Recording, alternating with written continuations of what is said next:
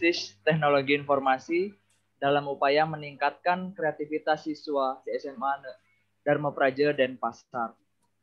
Dalam proposal ini ada bab 1 pendahuluan, bab 2 ada tinjauan pustaka, bab 3 ada metode penelitian. Yang mulai dengan dari bab 1 pendahuluan terdapat latar belakang, rumusan masalah, tujuan penelitian dan manfaat penelitian. Di latar belakang yang mengacu kepada Undang-Undang Republik Indonesia Nomor 20 Tahun 2003 tentang Sistem Pendidikan Nasional, khususnya dalam bab 2 pasal 3 yang menyatakan bahwa pendidikan nasional berfungsi mengembangkan kemampuan dan membentuk watak dari peserta didik supaya lebih kreatif. Nah, sedangkan di Peraturan Pemerintah Republik Indonesia Nomor 19 Tahun 2005 tentang Standar Nasional Pendidikan dinyatakan bahwa proses pembelajaran pada satuan pendidikan diselenggarakan secara interaktif, inspiratif, menyenangkan, menantang, memotivasi peserta didik untuk berpartisipasi aktif, serta memberikan ruang yang cukup bagi prakarsa, kreativitas, dan kemandirian sesuai dengan bakat, minat, dan perkembangan fisik psikologis dari peserta didik. Nah, dari acuan ini muncullah judul penelitian proposal penelitian saya, yaitu tentang pembelajaran pendidikan agama Hindu tersebut. Selanjutnya, adapun berdasarkan latar belakang yang sudah saya sampaikan dan masalah-masalah yang terjadi di SMA Dharma Praja Denpasar ketika saya melaksanakan praktikum sekolah, saya menemukan rumusan masalahnya. Yang pertama, apa yang dirancang dalam pembelajaran pendidikan agama Hindu berbasis teknologi informasi di SMA Dharma Praja Denpasar. Yang kedua, bagaimana penerapan pembelajaran pendidikan agama Hindu berbasis teknologi informasi. Yang ketiga, bagaimana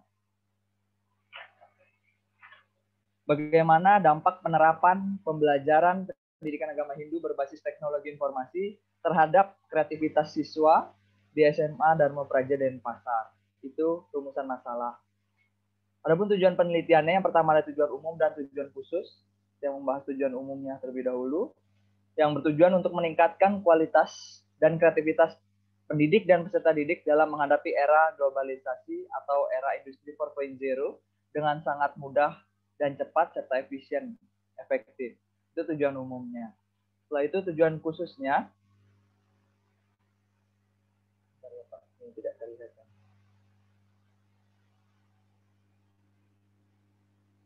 Tujuan khususnya untuk mengetahui apa saja rancangan dalam pembelajaran pendidikan agama Hindu berbasis teknologi informasi yang digunakan oleh pada saat proses pembelajaran. Yang kedua, untuk mengetahui penerapannya. Yang ketiga, untuk mengetahui dampak dari penerapannya pada proses pembelajaran yang berbasis teknologi informasi.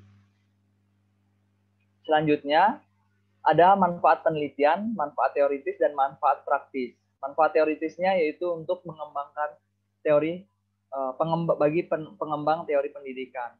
Yang kedua, meningkatkan mutu dari pendidikan itu sendiri. Setelah itu, manfaat praktisnya bagi siswa, bagi guru, kepala sekolah, serta peneliti.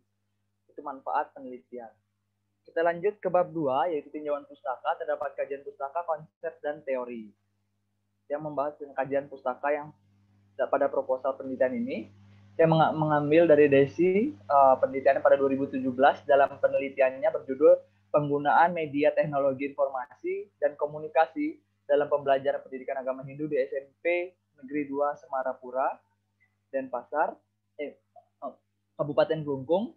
Yang kedua, Arif 2005 dalam bukunya yang berjudul Media Teknologi Media Pendidikan, menjelaskan bahwa pengertian media yang mengarah pada suatu yang mengatur atau meneruskan informasi pesan antara sumber pemberi pesan dan penerima pesan.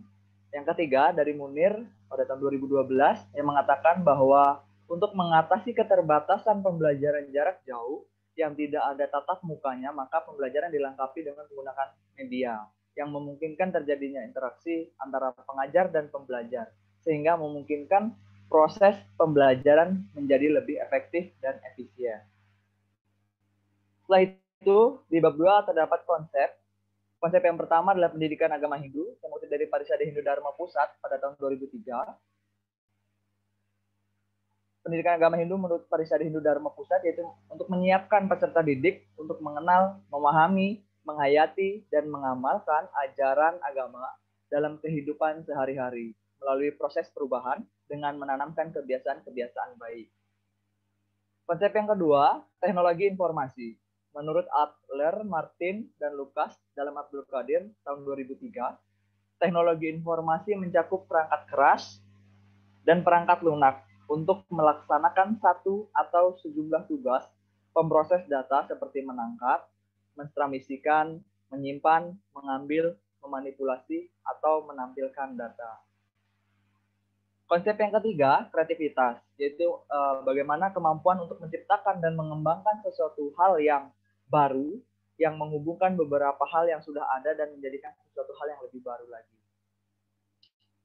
Selanjutnya, di tinjauan pustaka terdapat teori.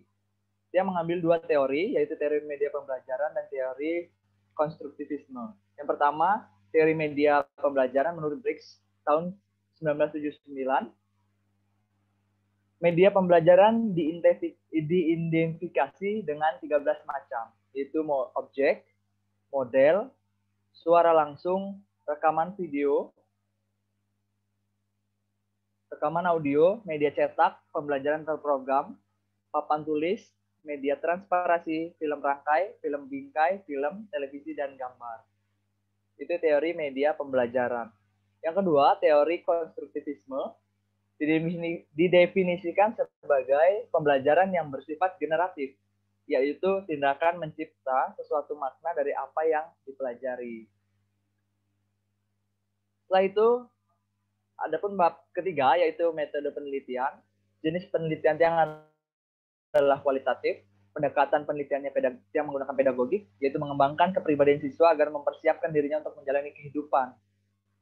Lokasinya di SMA Dharma Praja Denpasar. Adapun subjek penelitian dan objek penelitian. Subjek penelitiannya adalah guru dan siswa yang berada di lingkungan SMA Dharma Praja Denpasar, khususnya guru pendidikan agama Hindu dan budi pekerti kelas 12. Objek penelitiannya yaitu penggunaan media teknologi informasi dalam proses pembelajaran pendidikan agama Hindu untuk meningkatkan kreativitas siswa di SMA Dharma Praja Denpasar. Yang selanjutnya ada jenis data. Data kualitatif yang digunakan, jenis datanya dapat melalui berbagai jenis cara pengumpulan data seperti analisis data seperti dokumen, wawancara, observasi yang sudah dituangkan dalam catatan lapangan. Itu menurut Iqbal tahun 2020. Sumber data yang digunakan adalah sumber data primer dan sumber data sekunder. Sumber data primer itu sumber data yang asli atau yang langsung dari lapangan, sedangkan data sekunder itu adalah penunjang, adalah buku-buku, jurnal, dan hasil penelitian-penelitian yang relevan dengan judul penelitian saya.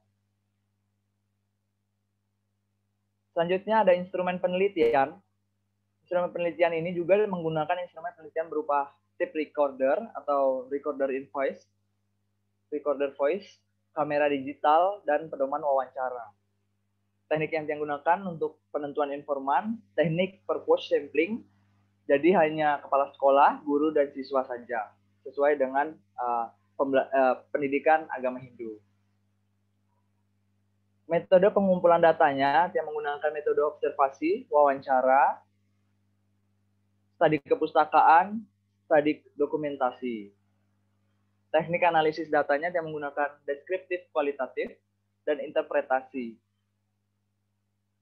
Teknik penyajian hasil analisis data dalam penelitian ini digunakan metode deskriptif dalam penyajian hasil penelitian, yaitu dengan penyusunan fakta-fakta dari suatu peristiwa atau gejala tertentu. Teknik penyajian hasil penelitian diuraikan dalam bentuk tabel, gambar, dan sebagainya. Mungkin itu saja yang bisa saya paparkan, saya sampaikan.